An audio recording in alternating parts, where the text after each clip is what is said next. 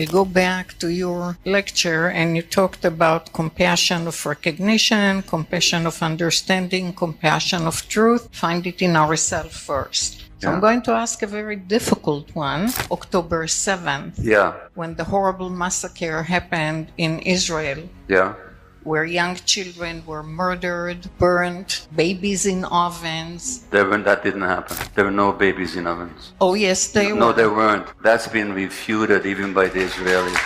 There were. No, there weren't. There were. There were no babies in ovens. Well, but let's agree. Hold on. Let's agree on what we do agree on, okay? A horrible massacre happened. People were killed in their homes. Civilians were killed, were raped. Stay with. No, look, let's agree that was bad enough without adding stuff to it, okay? Now, I'm telling you, there's been no evidence of mass deliberate rapes. No such evidence. Oh my gosh. I'm sorry.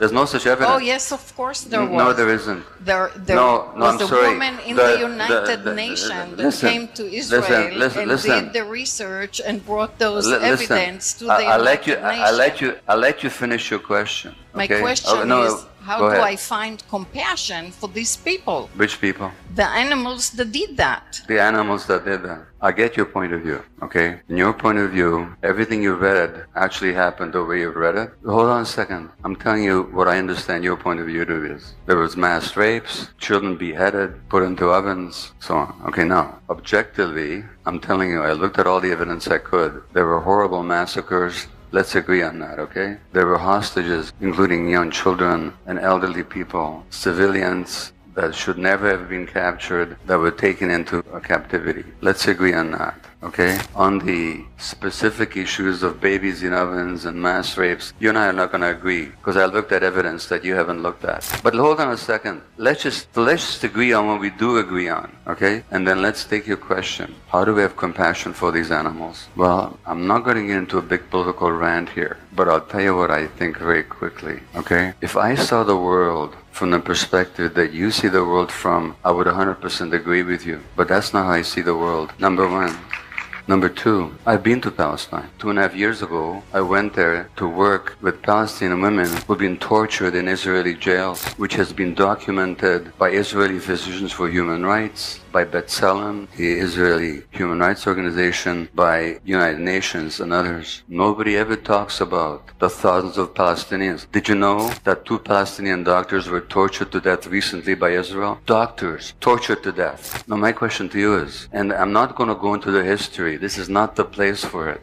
But I have a different view of the history. I used to see it the way you do. I don't anymore. I'm not going to go into how I do see the history, because this is not the... Just let me finish. Honest to God, I'll give you the last word, I promise you. I do promise to give it, okay? History did not begin on October the 7th. And here's what I know. In Canada, 4 years ago, there was a poll, a national poll. Now, thousands of children died in those schools. People were tortured, raped, all kinds of stuff. Not even controversial. There was a poll in Canada. 70% of Canadians 4 years ago said they knew nothing or little about the residential schools. 70% of Canadians knew nothing or little about the residential schools. So what happened to Indigenous people? If you do a poll in the United States based on all the Hollywood movies that people have seen, until very few years ago and even now, most people will know nothing about what happened to the Indigenous people here. Nothing. The genocide, the torture, the rape, the starvation. They know nothing about it. And in some states in the United States, it's illegal to even to teach it in the schools. Now, do you think the average Jew knows anything about the indigenous people of Palestine? No,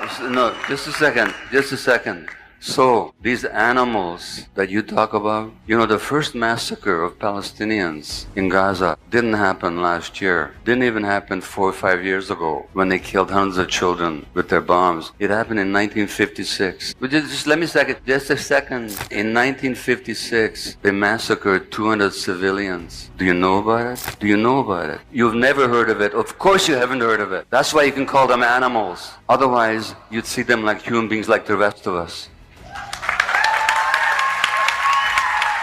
Anyway, I'm done. Go ahead. Yeah. So human beings can murder and rape and maim and cut breasts of women, that's okay? No, it's not okay. Well, that's the did- message you're giving. Did I say it was okay? That's the message you're giving. That's the claps Okay, I'm hearing. how many of you heard me say that it's okay to rape and kill people? Raise your hands. I will finish with one thing. By the way- There is a Nova. By the way, there how is do you a Nova- how do you feel about the rapes of Palestinian women by the Israeli army in 1948? That's a false. No, it's not. Yes, it No, is. it's not. Yes, it is. You know what? You want to believe me? Read the Israeli historians. Well, I we're can give you the different in our names. opinions. I lived it. No, I can give you. lived it. I I can lived give in you. Ashkelon. I can give you the names Let of me the. tell you one thing. In the United States, we teach kids. I'm sorry. You will let me finish. In the United States, we teach kids how to be in fire alarm.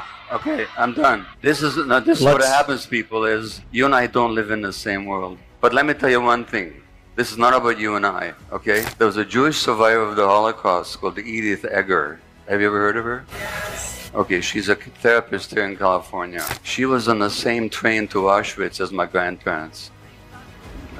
Okay, okay, I'm telling you something now, okay? I'm not debating with you anymore. You and I don't live in the same world. We don't. You're a good person, good heart. We don't live in the same world. Just let me finish. Edith was on the same train to Auschwitz as my grandparents. Her parents were on the same train. My grandparents didn't survive.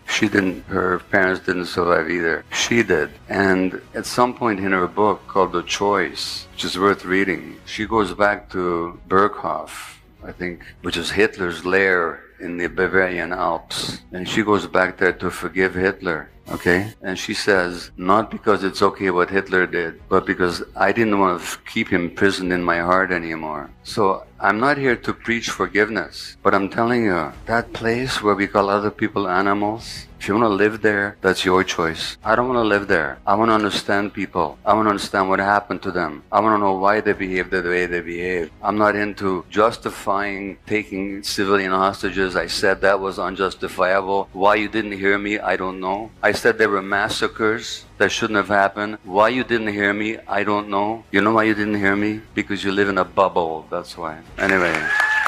Anybody, by the way, wants to know about my visit to the occupied territories, there's a film online you can watch called Where the Olive Trees Weep. This is difficult. This is really difficult. It's difficult because this debate has been going on in the Jewish community for over 100 years now. Not that you know that, but it has been going on for 100 years. It's going on especially right now. And you can see how, whether I'm right, whether my friend here is right, whether neither of us are right, just how big the feelings are. And it's even for people of goodwill like you and I. And I know you respect me. You wouldn't be here otherwise.